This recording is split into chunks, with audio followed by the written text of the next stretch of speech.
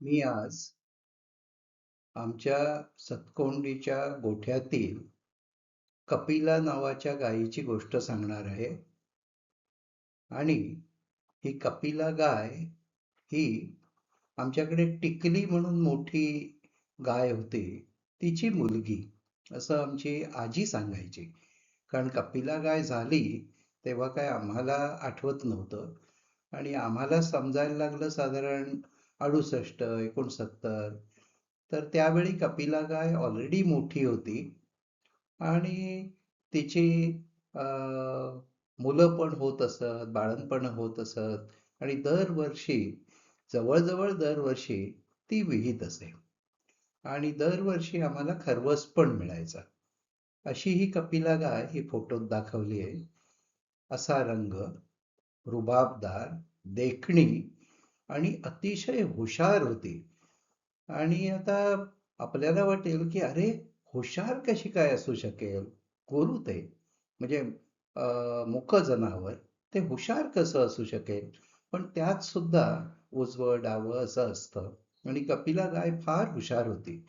आणि सगळ्या गुरांना, 31-40 गुरांचा जो कळप होता आमच्याकडे, त्यांना ती नेहमी लीड करत असे. म्हणजे 40 गुरं चालत असतील तर कपिला गाय एक नंबरला चालणार. आणि सगळ्यांना कुठे जायचं आहे, चरायला कुठे जायचं आहे, गोठ्यात परत केव्हा यायचं आहे, किंवा दुपारच्या वेळी आकरात म्हणजे गुरं गोठवण्याच्या ठिकाणी कुठे जायचं आहे, पाणी प्यायला केव्हा जायचं आहे, सगळं तिला सांगायची गरज लागत नसे. आणि जिथे तिला सांगायची गरज असे तिथे ती 1-2 सेकंदासाठी उभी राहायची. आणि मागून कोण डायरेक्शन देतोय, गुराखी असेल किंवा आम्ही असू, तर आम्ही सांगायचो, कपिला खाली ये, कपिला वर जा, असं. आणि त्याप्रमाणे ती सगळ्यांना लीड करत असे. कोणालाच ती संपूर्ण त्या कळपात घाबरत नसे.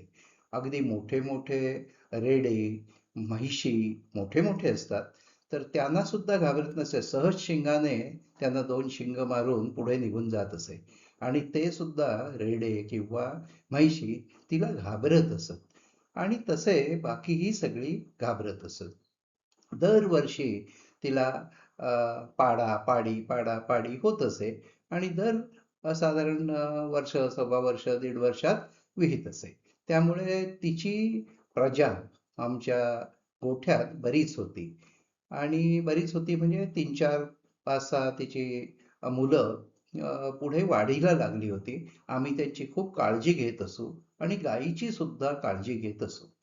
आणि गाईला दरवर्षी झालं म्हणजे दूध काढायला असायचं, खरवस मिळायचा, आणि दूध देत असे. किती, एक 3-4 कप, 5 कप, म्हणजे 1 लिटरभर दूध किंवा पाऊण लिटर दूध देत असे. वर्षाचे 6 महिने, 8 महिने देत असे. आणि मग पुन्हा थोडा गॅप नंतर पुन्हा द्यायची. तर अशी ही लीडर गाय होती. कुठल्या गडग्यात चरायला जायचं, कुठे आज चरायला जायचं, आणि आपल्या, सोडली तिला की आपल्या जागेवर येऊन उभी राहायची, की मला आता मी इथे आले, मला बांधा. आणि तिची जागा एक नंबरला होती. म्हणजे गोठ्यात टॉपमोस्ट पोझिशनला तिची जागा असायची बांधायची. आणि तिथे ती येऊन उभी राहायची. मग तिला तिथे बांधायचं, खायला द्यायचं वगैरे. आणि बाकी गुरं ही सगळी तशीच होती. म्हणजे गुरांना सुद्धा थोडं थोडं समजत असे, पण हिला मात्र त्यात जास्त समजत असे. आणि हुशार होती.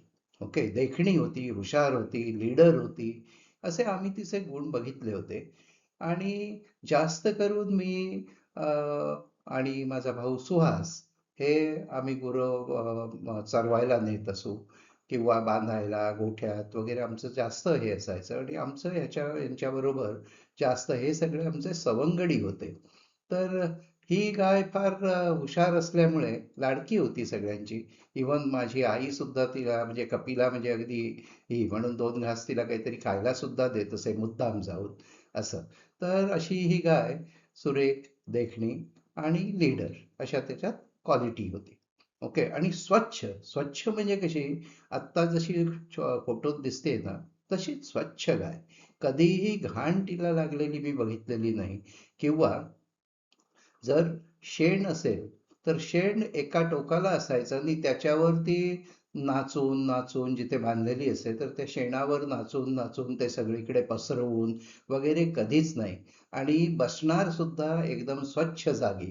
म्हणजे एका जागी जर गुरु बांधलेलं असेल, बैल गाय बांधलेलं असेल, तर त्यांचा त्यांच्याच शेणात पाय जातो आणि मग ते सगळीकडे पसरवतात किंवा मग शू करतात आणि मग त्याचा चिखल होतो. तसं केव्हाही झालेलं नाही.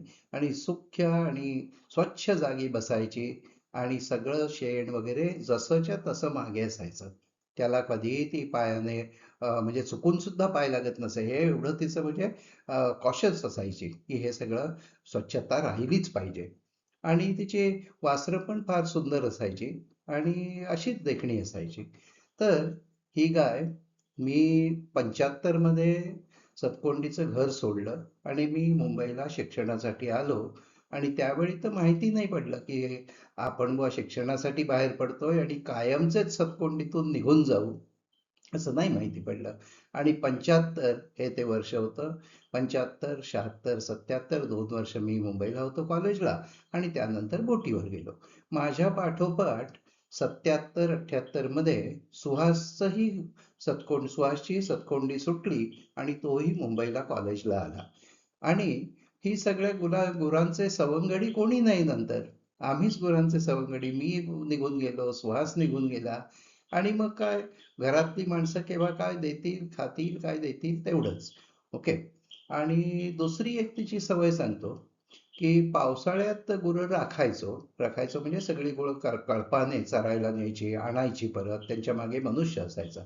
पण एकदा पावसाळा संपला म्हणजे शेती सगळी कापून झाली, भात घरी आलं, की मग दिवाळीपासून गुरं अशीच सोडून द्यायची आणि ती आपापली चरून ती परत यायची. तर कपिला ही बरोबर सोडली सकाळी की तिची ठरलेली वेळ असायची. 3 वाजता, कसं तिला घड्याळ समजत असे, 3 वाजता 4 वाजता शाळा म्हणजे आपल्या गोठ्यात येऊन जागेवर उभी राहणार. असं तिचं एक गुण होते सगळे. ओके. घड्याळ तिला कसं समजत असे माहिती नाही आणि येताना बरोबर इतर गुरांना पण घेऊन येत असे, लीड करून. ओके. तर अशी कपिला मी घर सोडलं 75 मध्ये. 76, 77, 78ला सुहासने घर सोडलं. सुहासला काही आठवत नाही कपिला नंतर तिचं पुढे काय झालं वगैरे. पण मला मात्र मी जात येत असे सतकोंडीला बोटीवरून आल्यानंतर, तेव्हा मला ही गोष्ट अगदी आवर्जून आठवते, जी अप्पानी गड्यानी वगैरे सांगितली. तर काय झालं, 78, 79 साली कपिला गाय एक दिवस 3 वाजता नेहमी येणारी गाय घरी आलीच नाही. आणि घरी गाय आली नाही म्हटल्यावर सगळे लोक शोधायला लागले की अरे, कपिला आली नाही, कपिला आली नाही. बाकी सगळी गुरं आली पण कपिला नाही आली. आणि असं कधीच होत नाही, कपिला येत नाही घरी असं. म्हणजे कितीही 365 दिवस कपिला गोठ्यात असणारच. आणि राजासारखी गोठ्यात बसून एक पाय पुढे ठेवून बसलेली असली की एक पाय पुढे ठेवायची, डोळे बंद करायची आणि घोरायची. आणि तेव्हा लोक सांगायचे, घरचे लोक, इतर लोक म्हणायचे, गडी म्हणायचे, की गाय गोठ्यात घोरली तर ते शुभ लक्षण असतं. पण बैल घोरता कामा नये.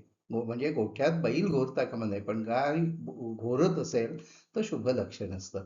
तर अशी कपिला तिथे घोरत पण असेल, तर ती आता कपिला आज आली नाही. म्हणून सगळ्यांनी तिचा कानोसा घेतला की कपिला इकडे आहे, कपिला तिकडे आहे. मग दुसऱ्या दिवशी तिची शोधाशोध सुरू झाली, कारण रात्री पण परत आली नाही आणि दिसली पण नाही. मग दुसऱ्या दिवशी शोधली, तिसऱ्या दिवशी शोधली आणि घरापासून एक जवळजवळ अर्धा किलोमीटर अंतरावर डोंगराळ डोंगराळ भागात, डोंगर उतारावर, नदीच्या वरच्या बाजूला आणि डोंगराच्या उतरणीवर तिचा पाय घसरून ती पडलेली म्हणजे अडकली, पाय घसरून उतारात खाली पडली आणि मोठ्या मोठ्या काट्यांच्या जाळी होत्या, त्यात ती अडकून पडली.